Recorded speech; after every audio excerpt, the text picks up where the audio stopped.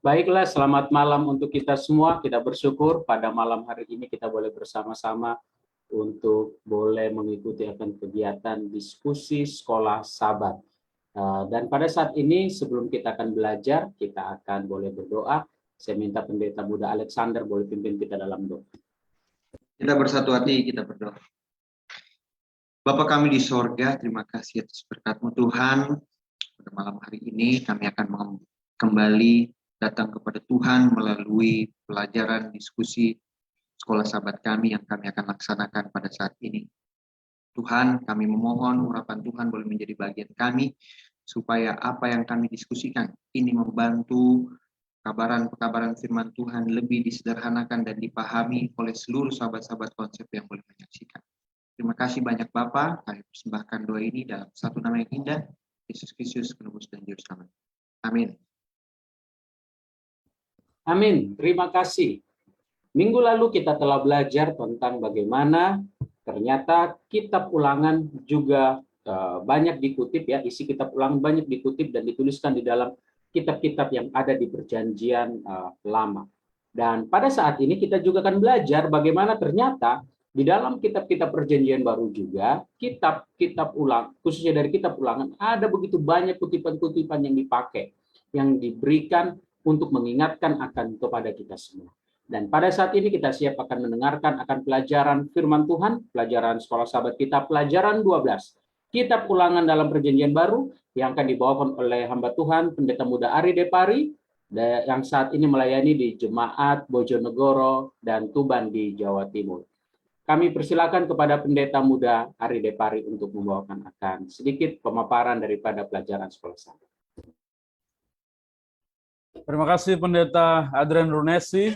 Selamat malam untuk semua sahabat-sahabat konsep yang menyaksikan dan juga tim konsep yang bersama-sama di ruang Zoom untuk pada waktu ini kita boleh mendiskusikan pelajaran sekolah sahabat kita yang kita pelajari di sepanjang minggu ini, dan kita sudah memasuki pelajaran yang ke-12 sebagaimana yang sudah disampaikan oleh Pendeta Adrian sebelumnya. Izinkan saya untuk share screen untuk menyampaikan poin-poin penting kesimpulan dari pelajaran sekolah sahabat kita minggu ini, dan hal ini akan menjadi dasar bagi tim konsep nantinya untuk boleh berdiskusi, dan tentunya jika ada tanggapan-tanggapan melalui pertanyaan dan lain sebagainya boleh disampaikan melalui kolom chat oleh sahabat-sahabat konsep. Baiklah, pelajaran 12, Kitab Ulangan dalam Perjanjian Baru.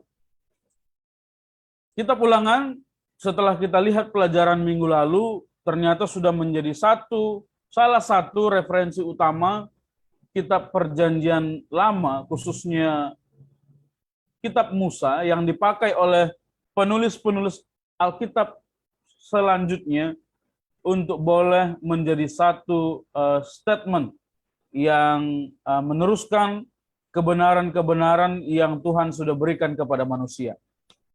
Pada pelajaran 12 ini secara spesifik kita akan melihat di Perjanjian Baru dari begitu banyaknya kitab yang dikutip dari Perjanjian Lama, maka kita akan lihat secara spesifik penggunaan ataupun penggunaan referensi kitab Ulangan di dalam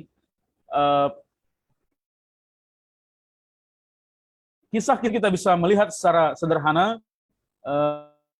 Yesus pakai ini di awal pelayanannya, khususnya di satu kisah yang menurut saya tidak asing lagi bagi kita, di mana Yesus menggunakan firman, ya, dengan kalimat ada tertulis yang sering digunakan dalam pelajaran-pelajaran firman Tuhan untuk berbicara ataupun berargumentasi ataupun mementahkan tawaran-tawaran setan di dalam pencobaan ini. Lalu kitab Ulangan juga dipakai sebagai satu dasar yang menjadi rujukan yang berbicara tentang kesetaraan dalam konteks keadilan, dalam konteks memperlakukan sesama. Karena ini juga sudah secara khusus di dalam 1 minggu kita bahas di pelajaran sekolah sahabat buku ini mengenai bagaimana memperlakukan orang lain. Kita mungkin masih ingat judulnya di pelajaran sekolah sahabat kita ini, orang asing di pintu gerbangmu. Lalu apa lagi? Kitab Ulangan juga dipakai untuk berbicara tentang Yesus. Ya, di sini lebih spesifik, rasul-rasul menggunakan Kitab Ulangan untuk menjelaskan bagaimana Yesus harus menanggung dosa kita dalam konteks kutuk yang dipakai oleh bahasa Musa, dan juga menjadi perantara dalam konteks tugas-tugas yang dilakukan oleh Nabi Musa sendiri.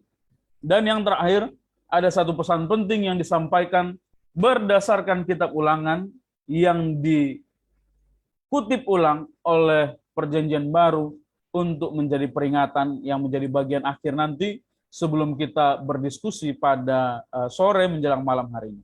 Yang pertama kita lihat, Yesus menggunakan firman atau Kitab Ulangan untuk melawan setan. Dalam kisah ini, setan ingin mencumbai Yesus dalam kemanusiaannya yang baru saja menyelesaikan puasa 40 hari dengan 3 pencobaan. Saya pikir kita tidak asing dengan cerita ini, tapi mungkin tidak banyak orang yang mengetahui ternyata Yesus ini bukan pakai kata-katanya sendiri, ternyata dia kutip ulang tulisan-tulisan dari Musa di Kitab Ulangan.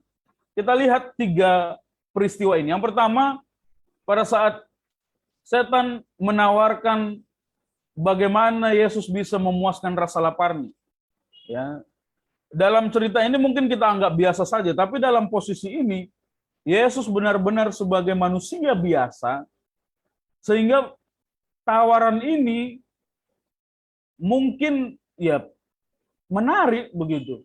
Kalau dipakai dalam kacamata Yesus sebagai manusia biasa, karena dia 40 hari ya enggak makan.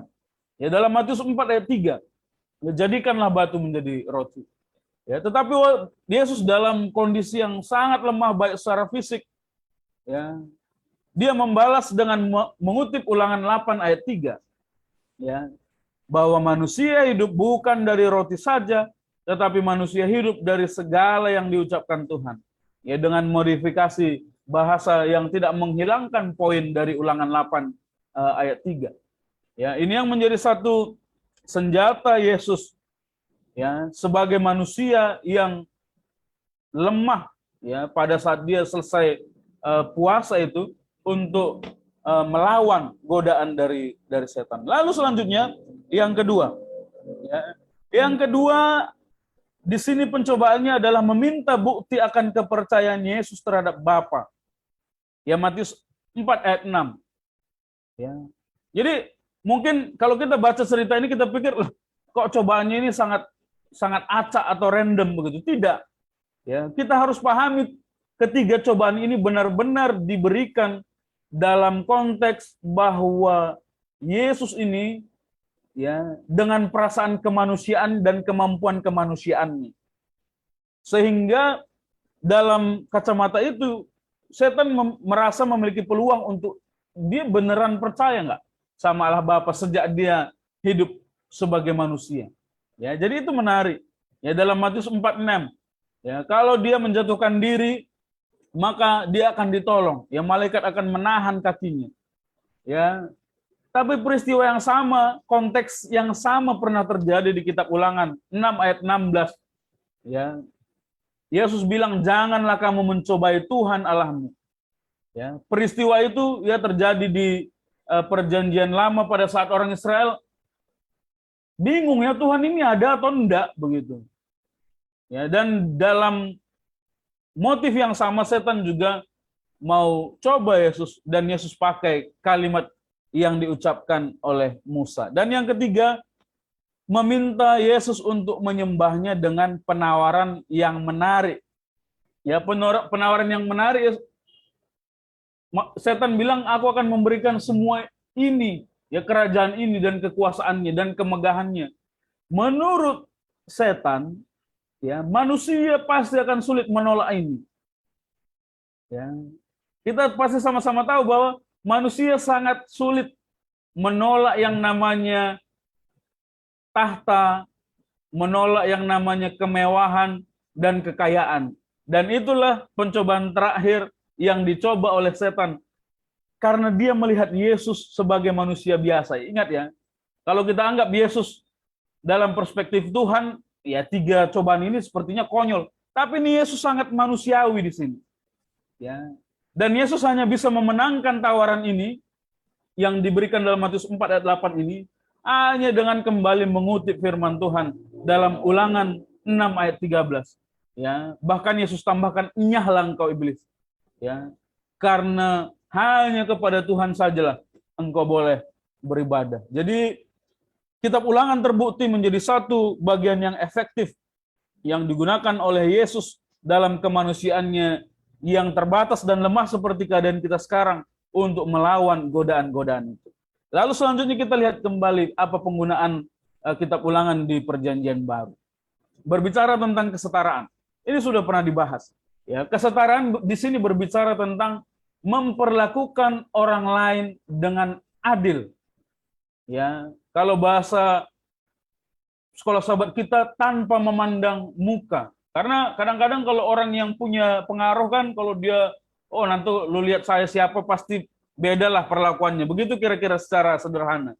Tapi kitab Ulangan ini dipakai menjadi dasar tulisan-tulisan Perjanjian Baru untuk berbicara tentang bagaimana Tuhan yang memandang semua orang sama, siapapun mereka. Ya, Perjanjian Baru berkali-kali menyatakan bahwa setiap orang itu setara di hadapan Tuhan. Dan semua pernyataan itu didasari, salah satunya didasari oleh Ulangan 10 ayat 17. Ya, ini contoh-contohnya, Kisah 10 ayat 34, ya, Allah tidak membedakan orang, Roma 2 ayat 11, Galatia 2 ayat 6, ya, Efesus 6 ayat 9, lalu Kolose 3 ayat 25, Yakobus 2 ayat 1, 1 Petrus 1 ayat 17, dan kita bisa simpulkan bahwa kita semua ini setara di hadapan Tuhan tanpa terkecuali. Ya, nggak ada jalur khusus kalau di hadapan Tuhan. Dan ini juga dikorelasikan kepada keadaan kita, manusia, semuanya membutuhkan keselamatan yang hanya berasal dari Tuhan saja. Ya, nggak ada yang punya kartu VIP dalam status dan golongan di hadapan Tuhan.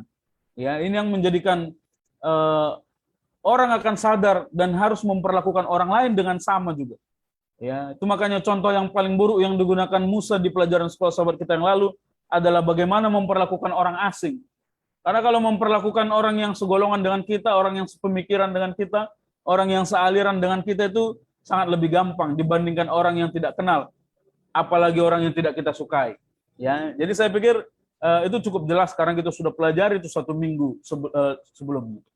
Lalu berbicara tentang Yesus, kitab Ulangan berbicara tentang Yesus dalam pernyataan yang dipakai oleh rasul-rasul, khususnya Rasul Paulus dan juga Rasul Petrus, dan nanti ada juga dikutip oleh Stefanus. Yang pertama, Rasul Paulus bicara tentang kutukan. Ya, Paulus berbicara dalam Galatia 3 ayat 10 yang mengutip Ulangan 27 ayat 26. Ini pernah dulu dibahas oleh Pendeta Maro di diskusi Alkitab konsep waktu yang cukup lama tentang kutuk pada saat seseorang itu disalib dalam konteks kitab Ulangan. Ya, di sini dikatakan ayat ini ditulis ataupun pasal 3 ini ditulis untuk menjelaskan bagaimana Yesus menanggung dosa kita di kayu salib, menderita kutukan hukum Taurat yang seharusnya diderita oleh orang yang berdosa. Ya. Tapi saya tambahkan begini, dalam konteks ini dia juga menjelaskan bahwa mencoba untuk selamat dengan melakukan hukum Taurat adalah sia-sia.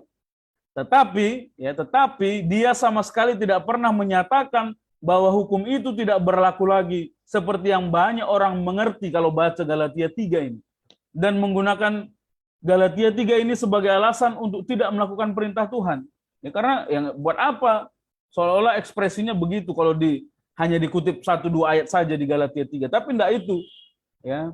Di situ Rasul Paulus ini menekankan bagaimana manusia itu kalau hanya berusaha untuk melakukan hukum Taurat itu nggak ada gunanya, nggak ada keselamatannya. Kenapa? Karena Rasul Paulus bicara di situ sama orang-orang Yahudi yang ngerti Taurat, begitu. Jadi kalau itu dikutip di luar konteks bahasa itu, ya itu salah kaprah. Ya. Lalu berbicara mengenai perantaraan Yesus terhadap manusia kepada Allah Bapa, sama seperti yang Musa pernah lakukan. Ya, Musa menggenapi dua peran utama. Dia nabi, meneruskan pesan Tuhan kepada bangsa Israel, dan dia perantara ya antara Tuhan dan bangsa Israel. Dalam pidato perpisahannya, Musa mengatakan kepada bangsa Israel bahwa Tuhan akan membangkitkan nabi seperti dia. Ulangan 18 ayat 15 dan 18. Dan pernyataan itu diartikan sebagai penggambaran akan Mesias. Jadi cerita ini sudah diketahui oleh bangsa Israel, bahkan orang Samaria, kalau kita baca konteks Yohanes 4 ayat 25 ini. Suatu hari nanti akan datang seseorang, ya seperti Musa, ya gambarannya. Ya, Petrus menggunakan referensi ini merujuk kepada Yesus pada saat dia khotbah di Serambi Salomo, di kisah 3 ayat 22. Ya, Stefanus juga menggunakan ayat ini untuk dalam pernyataannya di hadapan Sanhedrin. Ini sebelum dia mati ini, ya, dalam kisah 7 ayat 37. Yesus adalah Mesias. Dia adalah pengantara kita dengan Bapa. Dengan demikian Tuhan menggenapi janjinya terhadap umatnya dalam Ulangan 18, khususnya yang berbicara tentang suatu hari nanti akan ada nabi yang menjadi perantara yang akan dibangkitkan di tengah-tengah bangsa Israel. Lalu bagian yang terakhir, peringatan penting, itu juga menjadi satu highlight yang penting untuk pelajaran sekolah sahabat kita. Paulus mengutip Ulangan 17 ayat 6 dalam suratnya kepada orang Yahudi untuk mengingatkan mereka akan hukuman yang layak kepada mereka yang melanggar hukum Musa. Yaitu yang ditambah dengan harus ada saksi 2-3 orang supaya sah hukumannya. Dan ditambahkan oleh Rasul Paulus bahwa dia menjelaskan bahwa siapa yang telah menolak darah Kristus, ya, menolak hukum Taurat aja hukumannya ngeri, apalagi menolak darah Kristus, itu akan mendapatkan hukuman yang lebih berat. Ibrani 10 ayat 28 dan 29. Lalu yang terakhir, dia mengutip Ulangan 32 ayat 35 sampai 36. Untuk mengingatkan orang Yahudi bahwa Tuhan akan segera menghakimi umatnya. Akan ada satu penghakiman di mana pertanggungjawaban setiap orang dibutuhkan. Dia akan membalas siapa yang pada akhirnya menolak kasih karunia-Nya dalam Ibrani 10 ayat 30. Satu kutipan yang saya ambil dalam ringkasan sekolah sahabat yang biasa dibagikan oleh hamba Tuhan, pembimbing kami Pendeta Dr. Milton Pardosi. Di sini dikatakan para penulis Perjanjian Baru menggunakan ayat-ayat di Perjanjian Lama, ya, untuk menopang, membenarkan kebenaran yang mereka sampaikan. Di antara kitab-kitab yang sering ditulis oleh penulis Perjanjian Baru, buku Ulangan bersama Mazmur dan Yesaya. Dan highlight dalam tulisan hamba Tuhan ini dikatakan untuk menunjukkan peranan yang sangat penting dari buku Ulangan dalam pekabaran buku-buku di Perjanjian Baru. Jadi kita bisa lihat bahwa dasar dari peristiwa-peristiwa kebenaran-kebenaran yang dipertahankan oleh tokoh-tokoh Perjanjian Baru itu, ya, tiangnya itu sudah ada di Perjanjian Lama. Jadi akan sangat konyol kalau dibilang Perjanjian Lama dan Perjanjian Baru itu adalah dua hal yang berbeda, dua hal yang terpisah, hal yang lama tidak berlaku dan yang baru yang masih relevan. Karena dua hal ini tidak bisa kita pisahkan. Kiranya bisa menjadi dasar untuk kita bisa berdiskusi dan kita boleh bersama-sama membicarakan pelajaran yang ke-12 ini. Saya serahkan kembali ke moderator. Baik, terima kasih kepada Pendeta Ari yang sudah membawakan akan pelajaran untuk kita pada malam hari ini. Bagi sahabat-sahabat konsep, mungkin jika ada pertanyaan, silakan ketikkan di kolom komentar, sehingga bisa kita bahas di dalam acara diskusi sekolah sahabat ini. Baik, ada pertanyaan yang masuk. Yang pertama adalah, apakah orang yang terkutuk itu masih bisa diampuni? Tadi kan di pelajaran sekolah sahabat ada disinggung tentang orang yang terkutuk, sehingga akhirnya Yesus datang untuk menyelamatkan kita, membebaskan kita ya dari kutukan. Tapi pertanyaan seperti ini, apakah orang yang terkutuk itu masih bisa diampuni? Karena banyak orang berpikir bahwa orang yang terkutuk itu sudah adalah akibat dari dosanya. Jadi dia sudah terkutuk, ya sudah. Contoh sama seperti kayak Firaun itu kan sudah terkutuk, dia akhirnya dia mati. Nah, apakah ini ada perbedaannya itu bagaimana? Dan ataukah orang yang terkutuk itu akibat kalau dosanya sudah terlalu banyak? Ataukah kalau misalnya dosanya sedikit, ya masih belum dapat kutuk lah. Nah, jadi kalau dosanya udah banyak, nah nanti pasti kena kutuk. Nah, pertanyaannya adalah apakah orang yang terkutuk itu masih bisa diampuni atau tidak? Silakan Pendeta Ari. Baik, terima kasih. Orang yang terkutuk, ya sebenarnya bagian ini memang ada terjadi dalam kitab Ulangan, dan satu bagian yang spesifik di mana kutukan itu diberikan kepada orang yang tergantung di kayu sebagai hukumannya akan pelanggaran. Dan saking terkutuknya, kalau kita lihat konteks Ulangan ini, mayat orang ini kalau boleh kata Musa jangan menyentuh tanah, ya, jangan menyentuh tanah. Kalau kita baca di cerita yang original, ya. Tetapi saya pikir kalau pertanyaannya apakah orang terkutuk itu masih bisa diampuni, kalau kita bicara mengenai kasih karunia melalui Yesus Kristus, ya tidak ada orang yang tidak bisa diampuni. Saya pikir itu sudah menjadi satu satu kepercayaan yang kita pegang sebagai orang-orang Kristen. Tapi kalau kita bicara tentang pengampunan dari mana, tapi menurut saya kalau pertanyaan dasarnya apakah ini bisa diampuni, ya sudah pasti melalui kasih karunia yang diberikan oleh Yesus. Dan salah satu alasan Yesus mati di kayu salib adalah untuk mengampuni dosa orang-orang yang terkutuk. Jadi kalau kembali ke pertanyaan tadi, apakah orang terkutuk ini punya special case atau kita semua yang berdosa? Menurut saya pada saat saya belajar pelajaran ini, ya seharusnya kita yang terkutuk itu, yang sudah berdosa dan imbalannya harus maut, tapi Yesus yang mengambil kutuk itu. Ya, jadi saya lebih suka mengarah ke situ, sehingga tidak ada pertanyaan apakah ada orang yang terkutuk saking kejinya. Kalau dalam kitab Ulangan, mayatnya menyentuh tanah aja enggak bisa, ya enggak ke arah situ, ya. Terima kasih Pendeta Adrian. Baik, terima kasih. Saya mau dengar juga pendapat dari Pendeta Dwi dan juga Pendeta Riki, nanti boleh dilanjutkan. Silakan Pendeta Dwi. Bagaimana dengan tanggapan Pendeta Dwi terhadap pertanyaan tadi? Ya, kutuk ini kebetulan digunakan untuk melambangkan bahwa orang yang sudah jatuh ke dalam dosa. Dan satu-satunya jalan untuk lepas daripada kutuk itu adalah pertobatan dalam Yesus. Kita menerima Yesus dan bertobat dan tidak melakukan dosa. Dengan artian bahwa seberdosa apapun orang itu, jika dia punya kesempatan untuk bertobat dan menerima kasih karunia, maka tidak menutup kemungkinan bahwa dia akan diampuni.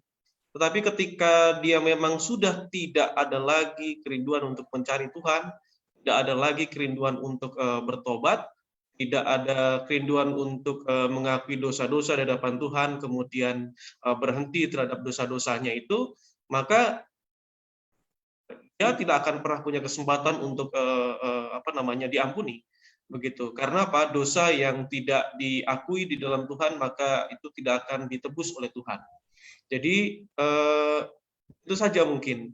Intinya bahwa kutuk yang paling parah yang diderita oleh manusia adalah kutuk daripada dosa, dan kita semua harusnya menanggung kutuk daripada dosa itu, yaitu maut, tetapi Yesus yang sudah menanggung dan melepaskan kita dari akibat daripada kutuk dosa itu. Ya, itu saja. Berkati. Baik, terima kasih. Bagaimana dengan Pendeta Riki? Baik, terima kasih Pendeta Depari, Pendeta Dwi, dan Pendeta Adrian yang sudah memandu acara ini. Saya hanya ingin menambahkan apa yang sudah dijelaskan Pendeta Ari dan Pendeta Dwi.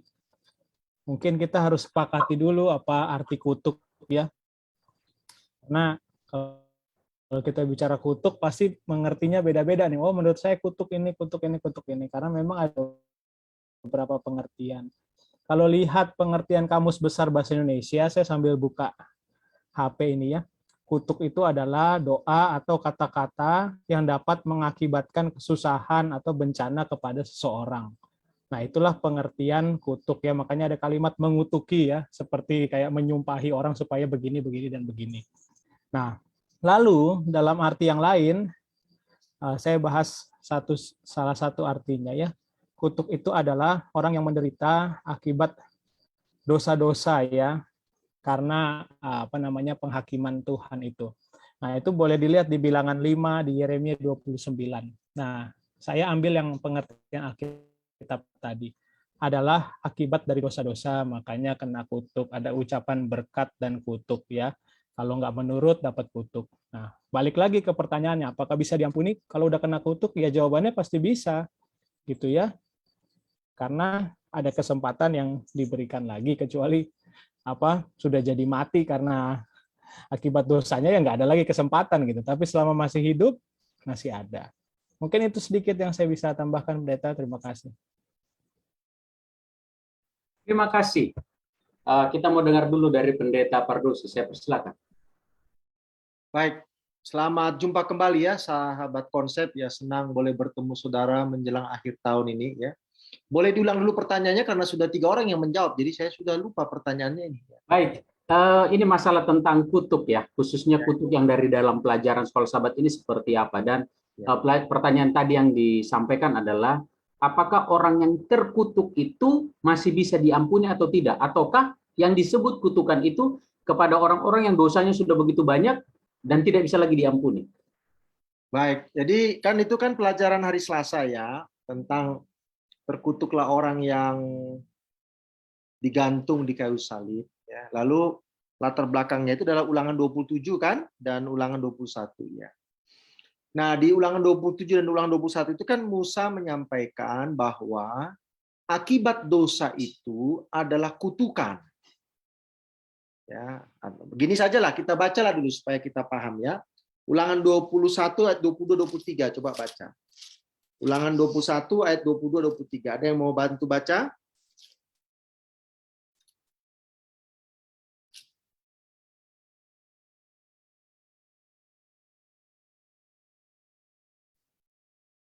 Ulangan 21 ayat 23. 22-23. Oh, 22-23.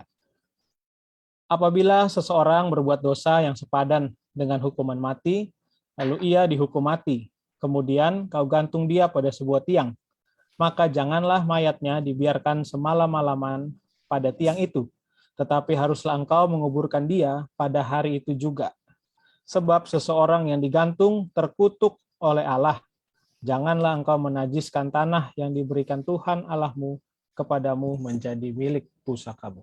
Baik, poin yang pertama adalah ada dosa itu yang hukumannya tidak sepadan dengan hukuman mati, ya. Oke. Tapi ada dosa yang hukumannya itu memang hukuman mati. Nah, dari mana saudara tahu dosa-dosa yang sepadan dengan hukuman mati?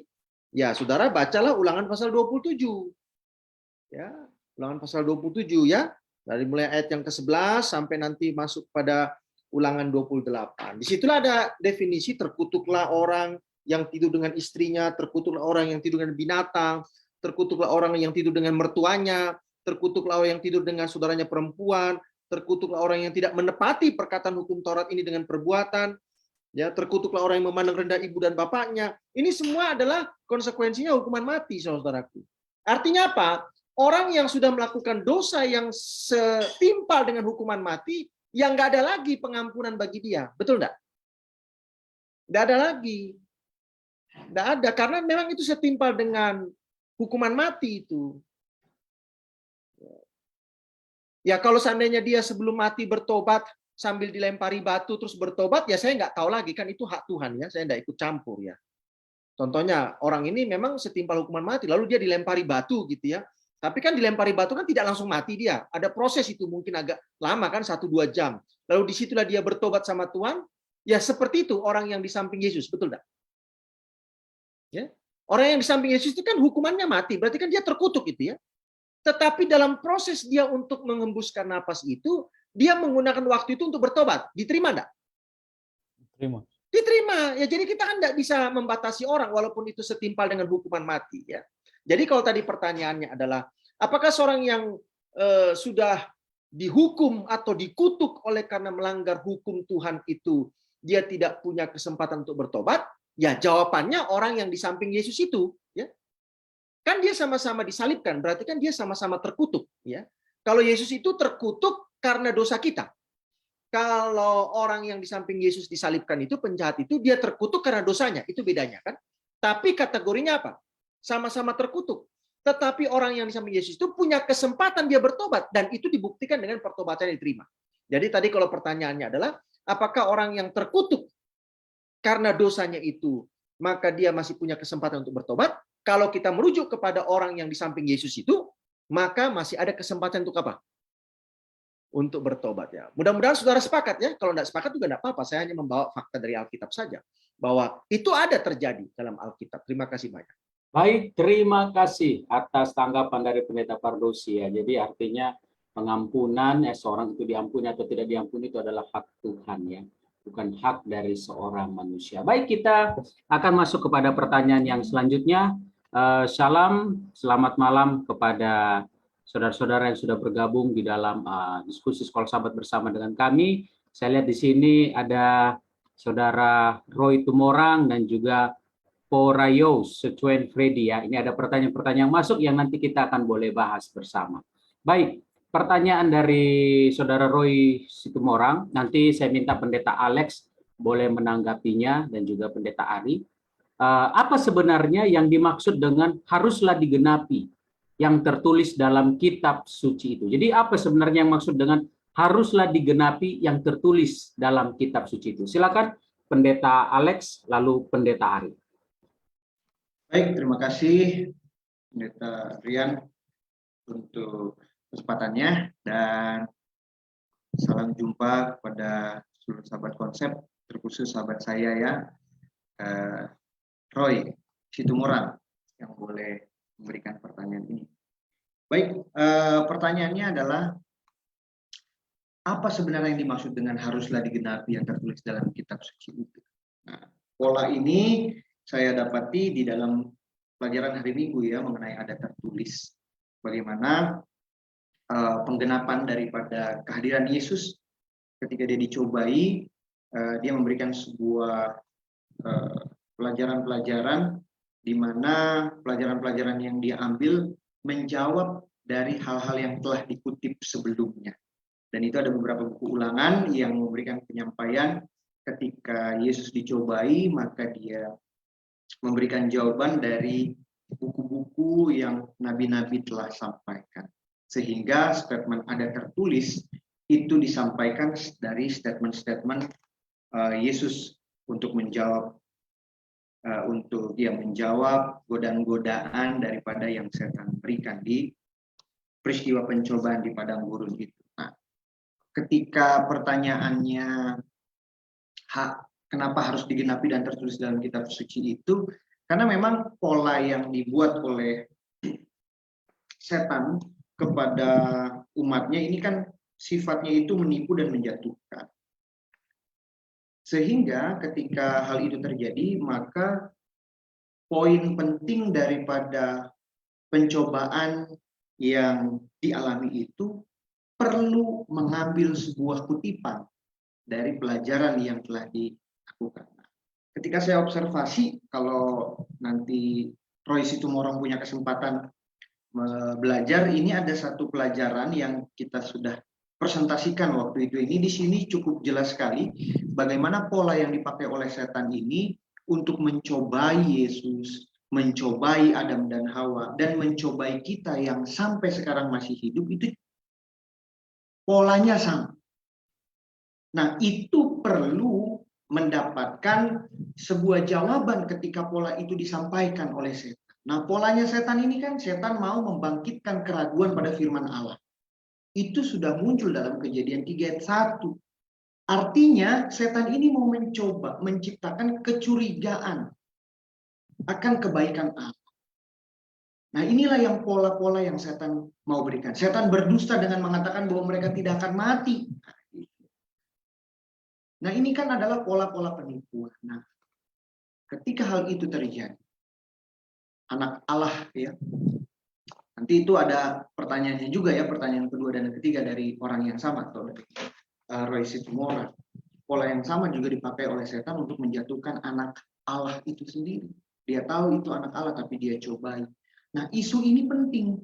Kenapa Yesus memberikan sebuah jawaban yang menyiratkan ada tertulis Karena dia meyakini bahwa kutipan-kutipan sebelumnya, peristiwa-peristiwa sebelumnya, pola setan pun menjatuhkan nabi, menjatuhkan umat-umat Allah itu sama, menipu, menjatuhkan, bahkan tidak lagi bahkan tidak percaya lagi dengan firman Allah.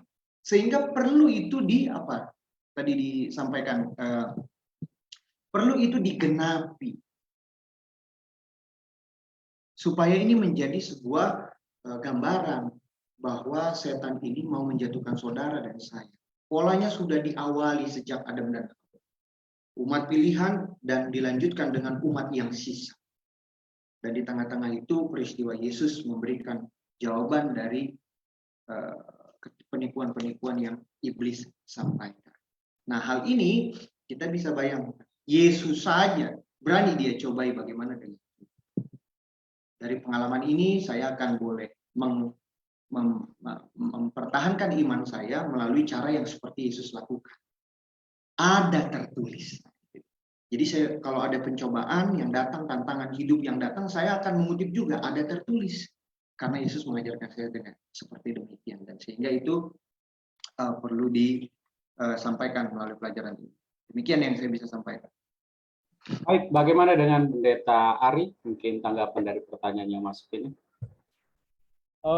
Saya pikir di pertanyaan yang pertama ini, mengapa ada kalimat tambahan dari penulis kitab Injil? Karena ini kan tambahan dari kitab penulis Injil, haruslah digenapi yang tertulis dalam kitab suci.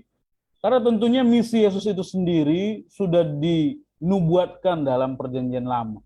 Jadi pada saat kejadian-kejadian yang ada sudah tertulis sebelumnya di perjanjian lama, maka penulis Injil ini bilang sesuai yang sudah dinubuatkan dalam buku ini, dalam buku itu. Mungkin kita bisa lihat entah itu Yesaya, entah itu Mazmur, entah itu kitab ulangan sendiri seperti yang kita pelajari. Jadi itu alasannya. Kenapa ada komentar tambahan bahwa ini harus digenapi? Karena kedatangan Yesus yang pertama sebagai manusia dan semua pekerjaannya, semua itu sudah dinubuatkan berdasarkan kitab-kitab sebelumnya di kitab perjanjian lama, sehingga ada bagian-bagian yang memang menggenapi nubuatan itu. Terima kasih. Baik, terima kasih. Saya akan beralih ke Pendeta Pardosi. Mungkin saya rasa karena waktu juga tidak terlalu banyak lagi. Mungkin saya langsung ringkaskan saja 3 pertanyaan dari Saudara Roy Tumorang kepada Pendeta Pardosi ya. Jadi apa yang dimaksud dengan haruslah digenapi yang tertulis dalam kitab suci itu? Dan selanjutnya adalah saat Yesus dicobai, kenapa Yesus selalu memakai kata ada tertulis? Dan kenapa kok Yesus dicobai? Padahal kan iblis tahu sebenarnya siapa ini Yesus. Kok berani sekali iblis ini mencobai Yesus? Kami persilakan Pendeta Pardosi. Baik, terima kasih ya. Ini pertanyaan luar biasa, borongan ya. Jadi kita jawabnya borongan juga ya. Mengapa harus digenapi apa yang tertulis? Ya karena Yesus itu datang untuk menggenapi apa yang dituliskan oleh para nabi di perjanjian lama. Yesus itu tidak bisa bergerak, tidak bisa bekerja di luar apa yang sudah dituliskan oleh para nabi. Nah, para penulis perjanjian baru itu mencoba menginterpretasikan, mengartikan ayat-ayat di perjanjian lama itu, penggenapannya kepada diri siapa? Yesus Kristus. Kan begitu ya. Jadi itu kan yang menunjukkan itu adalah para penulis perjanjian baru. Para penulis perjanjian lama kan mereka cuma menulis. Akan muncul seorang nabi seperti Musa. Itu Musa menulis sendiri kan. Tetapi siapa itu kan belum ada yang menentukan siapa itu. Barulah para penulis perjanjian baru, apa yang dituliskan Musa itu, inilah Yesus itu. Nabi yang sama dengan Musa itu dalam konteks sama-sama menjadi pengantara. Jadi semua pekerjaan Yesus itu sudah dituliskan di dalam apa? Di dalam perjanjian lama, dan itu digenapi baik oleh Yesus sendiri yang mengklaim sebagai penggenapan nubuatan perjanjian lama, atau para penulis perjanjian baru yang menegaskan, menginterpretasikan, mengartikan ayat-ayat nubuatan dalam perjanjian lama itu kepada pekerjaan dari Yesus Kristus. Sehingga kita tahu bahwa, oh ayat ini di perjanjian lama penggenapannya ini. Ayat ini di perjanjian lama penggenapannya ini, dan lain sebagainya. Ya. Yang kedua, mengapa Yesus menggunakan ada tertulis? Ya, karena setan itu harus dilawan dengan firman Tuhan. Lawanlah iblis, maka setan akan lari daripadamu. Bagaimana cara melawannya? Dengan kuasa firman Tuhan. Karena firman Tuhan itu adalah kebenaran, sementara iblis adalah sumber kebohongan. Jadi kebohongan itu harus dilawan dengan apa? Kebenaran. Kata-kata bohong harus dilawan dengan kata-kata benar. Ya. Jadi Yesus tidak menggunakan kata-katanya sendiri, tetapi dia menggunakan kata-kata yang diucapkan oleh Bapaknya, bahkan oleh dia sendiri sebenarnya, di dalam perjanjian lama itu. Nah, dengan demikian ini pelajaran baik bagi kita. Ketika kita mau melawan pencobaan, melawan sebuah dusta akan kebenaran itu, maka kita harus menggunakan Alkitab sebagai dasarnya. Jangan menggunakan pendapat saudara, jangan menggunakan pendapat para ahli atau teolog-teolog yang terkenal, jangan. Kembali kepada Alkitab, ada tertulis. Yesus tidak gunakan pengajaran para rabi, ahli Taurat, orang Farisi, kan mereka punya kitab-kitab juga. Yesus tidak gunakan itu, Yesus gunakan Alkitab. Jadi kembali ke Alkitab sebagai dasar, sebagai landasan kebenaran. Ya. Lalu yang ketiga, kenapa Yesus dicobai? Nah, kalau kita merujuk kepada kisah yang disampaikan oleh Rasul Paulus dalam Roma pasal 5, Adam pertama, Adam kedua, betul ya? Adam yang pertama itu kan sudah dicobai dan gagal. Ya, dan oleh Adam yang pertama itulah semua orang akhirnya menjadi berdosa atau menerima upah dosa yang adalah maut. Nah, Yesus sekarang mau menjadi Adam yang kedua karena Adam yang pertama sudah gagal. Supaya melalui Yesus Kristuslah keselamatan itu bisa ditawarkan kepada semua orang. Nah, kalau Yesus sebagai Adam kedua, maka Yesus juga harus dicobai oleh iblis. Yesus secara Tuhan, secara ilahi, iblis tidak akan berani mencobai Yesus secara ilahinya. Kenapa iblis menjadi berani mencobai Yesus? Karena Yesus sekarang dibungkus oleh apanya? Kemanusiaannya. Ini yang membuat iblis berani mendekati Yesus. Kalau Yesus itu sebagai ilahi murni, tanpa ada kemanusiaannya, iblis tidak berani dekat dia. Ya, bagaimana yang jahat mendekati kekudusan kan? Bisa terpelanting dia jatuh. Betul enggak? Ya. Tetapi karena Yesus sekarang dalam keadaan manusia yang sama dengan keadaan manusia keturunan Adam dan Hawa, ya, maka iblis berani mendekati ini dengan harapan kalau Yesus ini gagal sebagai Adam yang kedua, maka sudah barang tentu tidak akan ada lagi keselamatan untuk manusia sampai kapanpun, dan iblis pun tidak akan pernah dihukum atau dibinasakan sampai kapanpun. Terima kasih banyak. Baik, terima kasih kepada Pendeta Pardosi untuk tanggapannya. Kami juga ucapkan selamat bergabung kepada saudara-saudara yang masih menyaksikan tayangan daripada diskusi Sekolah Sabat bersama kami dengan konsep. Baik, ada pertanyaan lagi yang masuk dari saudara Porayo Cuen Freddy ya. Saya akan menanyakan ini kepada Pendeta Matias, boleh menanggapi lalu Pendeta Pardosi. Apakah bedanya kutub dan konsekuensi? Apakah ini sama atau beda ini kutub dan konsekuensi ini? Ataukah ini hanya sekedar permainan kata? Silakan Pendeta Matias. Baik, terima kasih banyak. Kalau kita lihat dari akar katanya berbeda ya maksudnya.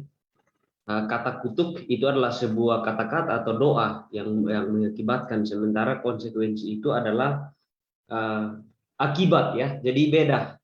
Kalau kita lihat dari akar kata antara kutuk dan konsekuensi. Nah, kenapa saya katakan beda? Ketika Adam melakukan dosa atau manusia pertama melakukan dosa, maka kita lihat di sana tanah yang dikutuk oleh Tuhan. Ya, engkau akan bekerja keras ya, sampai mengeluarkan keringat baru mendapatkan makanan. Tanahnya yang dikutuk. Sementara akibat dari manusia melakukan dosa, akibatnya itu menyeluruh. Ya, jadi akibatnya menyeluruh, akibat dosa itu ya. Yang tadinya Adam harusnya hidup selamanya, dia jadi mati oleh karena apa? Oleh karena akibat atau konsekuensi dari dosa. Jadi kutuk bisa dihentikan oleh Tuhan, tapi konsekuensi itu tetap berlanjut. Seperti dosa. Dosa dihentikan oleh Tuhan, tetapi konsekuensi dosa tetap berjalan bagi kita manusia. Jadi itu mungkin yang bisa saya tanggapi dari perbedaan kata antara konsekuensi dan kutuk. Kalau dilihat dari akar kata beda, ya. Kutuk bisa dihentikan oleh Tuhan. Ya. Kalau menurut diberkati, kalau tidak menurut dikutuk. Sementara kita tidak menurut dan berpindah kepada menurut, maka yang tadi kutuk akan berubah menjadi berkat. Sementara kalau konsekuensi atau akibat dosa, kita memang dibebaskan atau Yesus mati dan menghapuskan dosa kita, tapi konsekuensi dari dosa tetap kita harus jalani. Itulah bagian dari mendisiplin kita manusia. Terima kasih. Baik, terima kasih. Saya persilakan ke Pendeta Pardosi, boleh menanggapi pertanyaan ini. Tadi saya sudah katakan bahwa dalam konteks ulangan pasal berapa tadi? 22 ya? 21 ya, dan 27. Orang yang dikategorikan terkutuk itu adalah dosa yang hukumannya adalah setara dengan hukuman mati, makanya disebut dengan terkutuklah dia. Nah, hukuman mati zaman dulu itu ya digantung, gitu kan ya, atau dilempari batu ya dan lain sebagainya.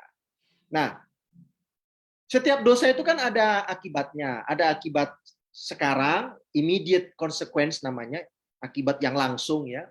Ada akibat yang mungkin 5-10 tahun lagi baru terjadi. Dan ada akibat yang permanent consequence. Permanent consequence itu adalah kematian kekal. Itu akibat dosa. Jika seseorang itu melakukan dosa, ya tinggal dilihat dosanya ini apa. Apakah ini dosa yang mengakibatkan hukuman mati secara hukum, ya, ataukah ini dosa yang hanya mengakibatkan konsekuensi saja, ya, konsekuensi perbuatannya. Nah, jadi jelas ada bedanya. Nah, kalau dalam buku Yohanes 1 Yohanes pasal 5 itu ya, ada dosa yang tidak mendatangkan maut ya, ada dosa yang mendatangkan apa? Maut ya. Itu kan hampir mirip itu. Ya, jadi ada dosa yang mendatangkan kutukan kematian kekal atau kematian ya secara jasmani gitu ya. Walaupun dia bisa bertobat pada waktu proses eksekusi itu dilakukan, boleh saja dia bertobat seperti orang yang di samping Yesus yang disalibkan itu. Ya, tapi itu dia sudah harus menjalani yang namanya terkutuklah orang yang dihukum mati oleh pelemparan batu atau digantung. Tetapi kalau orang yang melakukan dosa, konsekuensinya bukan hukuman mati, maka mereka juga punya kesempatan untuk apa? Bertobat, tapi mereka tidak menjalani hukuman mati. Jadi ada bedanya antara konsekuensi yang tidak hukuman mati dengan konsekuensi yang apa? Hukuman mati. Terima kasih banyak. Baik, terima kasih atas tanggapannya. Karena waktu kita juga sudah terbatas, saat ini kita akan masuk dalam closing statement. Saya persilakan kepada Pendeta Ari, lalu kepada Pendeta Pardosi. Baiklah, terima kasih Pendeta Adrian. Di akhir diskusi kita ini, saya mau memberikan satu closing statement berdasarkan pelajaran 12, di mana kita bisa melihat kembali kitab Ulangan adalah satu kitab yang luar biasa, yang sebenarnya kitab ini kita sama-sama tahu diulangi kembali oleh Musa berdasarkan kitab-kitab sebelumnya, dan relevansi dari kitab ini masih terus menggaung sampai ke zaman nabi-nabi di perjanjian, di zaman raja-raja, di zaman pembuangan, bahkan di zaman rasul-rasul, sampai Yesus sendiri mengutip kitab ini. Sehingga jika kita melihat adanya pemikiran-pemikiran bahwa buku-buku yang dikategorikan sebagai perjanjian lama ini tidak relevan lagi untuk orang-orang yang beriman sekarang, saya pikir kita akan berubah pikiran. Kalau kita melihat bagaimana buku ini menjadi satu tiang yang selalu menopang kisah-kisah baik nabi-nabi perjanjian lama dan rasul-rasul perjanjian baru untuk tetap mempertahankan kebenaran-kebenaran yang Tuhan sudah berikan kepada umat manusia. Dan kita akan selalu semangat untuk tetap mempelajari buku-buku perjanjian lama, khususnya dalam hal ini buku kitab Ulangan. Terima kasih. Silakan Pendeta Pardosi. Baik, terima kasih kepada sahabat konsep dan juga para pendeta muda yang sudah mengikuti diskusi ini ya. Nah, bagi saya ada 3 hal yang menarik dari pelajaran. Yang pertama adalah perjanjian baru sekalipun mendasarkan kebenaran pekabaran-pekabaran yang mereka sampaikan itu, para penulis perjanjian baru maksud saya, mendasarkan pekabaran mereka itu kepada perjanjian lama. Ya, padahal kan mereka itu mendapatkan ilham, tapi ilham itu mendorong mereka, menarik mereka kepada perjanjian lama. Mereka tidak bisa berbicara hanya berdasarkan apa yang mereka dapat dari Tuhan, tetapi Tuhan sendiri menarik mereka untuk kembali kepada apa? Perjanjian lama. Nah, ini penting bagi saudara-saudara yang diberikan kesempatan untuk menyampaikan kebenaran firman Tuhan kepada umat-umat ya. Jangan pakai ide saudara dalam menyampaikan kebenaran ini ya. Kalau dalam bahasa saya itu jangan sok tahu tentang kebenaran. Ya, kembali saudara kepada apa? Alkitab ya, dan cari kebenaran dalam Alkitab dan sampaikan kebenaran itu sesuai dengan Alkitab mau. Jangan saudara sampaikan kebenaran sesuai dengan kemauan Anda ya. Nah, yang kedua yang menarik bagi saya adalah ketika Alkitab menyatakan kebenaran itu, ya mari kita ikuti seperti apa yang Alkitab katakan. Ya seperti para penulis perjanjian lama, para penulis perjanjian baru, mereka mengikuti apa yang Alkitab katakan. Senang tidak senang, suka tidak suka, menarik tidak menarik, karena itu adalah kata firman Tuhan, ya mari kita ikuti. Dengan demikian, kita mengakui keabsahan Alkitab itu. Ya. Mengakui keabsahan sesuatu itu bukan saja sekedar mendengarnya, tapi menuruti apa yang dikatakan oleh sesuatu yang kita mau akui sebagai sesuatu yang apa itu? Absah itu apa? Absah itu ya. Yang legal ya, yang legal. Kalau saudara tidak mau mengikutinya, berarti saudara tetap tidak mengakui itu sebagai sesuatu yang legal. Jadi ketika saudara mengabarkan kebenaran firman Tuhan, saudara itu kabarkan sesuai dengan apa yang tertulis. Itu baik. Yang kedua, kalau saudara mengakui kebenaran Alkitab itu, ya jangan sekedar didengarkan, tetapi dilakukan. Ya. Baik yang dikatakan oleh perjanjian lama maupun yang dikatakan oleh apa? Perjanjian baru. Nah, yang terakhir, yang ketiga adalah semuanya itu bisa terjadi ketika saudara melihat Alkitab itu sebagai firman Tuhan. Makanya Yesus katakan ada tertulis. Yesus merujuk kepada Allah. Setan bilang ada tertulis, tapi tidak merujuk kepada Allah. Perhatikan baik-baik. Setan juga mengutip ayat Alkitab, tapi dia tidak merujuk kepada Tuhan sebagai sumber yang dia kutip itu. Tapi Yesus selalu merujuk kepada siapa? Kepada Tuhan. Nah, inilah tahapannya. Yang pertama, sampaikan kebenaran firman Tuhan. Ya, sebagaimana firman Tuhan itu katakan, tidak usah ditambah-tambahin, tidak usah pakai ide-ide pribadi. Yang kedua, ikuti apa yang firman Tuhan itu katakan.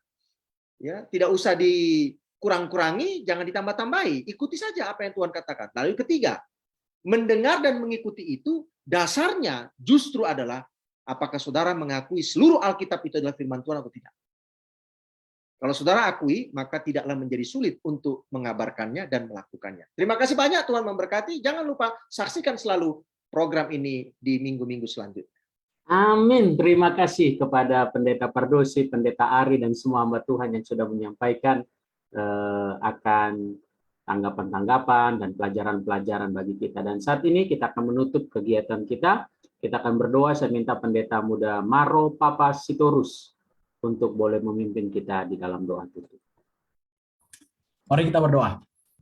Terima kasih Tuhan untuk pelajaran yang sangat penting dan menarik untuk kami renungkan dan kami lakukan dalam hidup kami melalui diskusi sekolah sahabat yang telah kami dengarkan.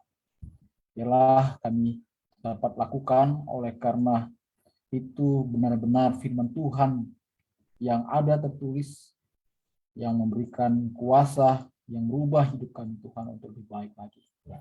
Kiranya Tuhan tolong kami untuk melakukan seluruh dengan kehendak-Mu. Dan seluruh kami yang hadir melalui Zoom ini dan juga para konsep, kiranya Tuhan akan berkati agar pada pertemuan berikutnya kami bisa bersama-sama kembali untuk belajar kebenaran firman-Nya. Berkati kami semua yang akan juga mengikuti diskusi Alkitab agar sinyal kami baik dan pangkat kami juga, sehingga kebenaran firman Tuhan dapat kami terima dengan kuasa tangan kita Tuhan. Tapi juga Pendeta Muda Ari Dipari yang sudah menyampaikan materi, juga dengan Pendeta Pantusi, dan yang hikmat dan kuasa surga selalu menyertai bersama dengan mereka. Untuk kami Tuhan, dalam nama Yesus kami berdoa dan mengucap syukur. Haleluya. Amin. Amin. Terima kasih. Jangan kemana-mana kepada para sahabat konsep. Sebentar lagi kami akan live lagi untuk diskusi Alkitab. Mari bergabung dengan kami. Tuhan memberkati kita.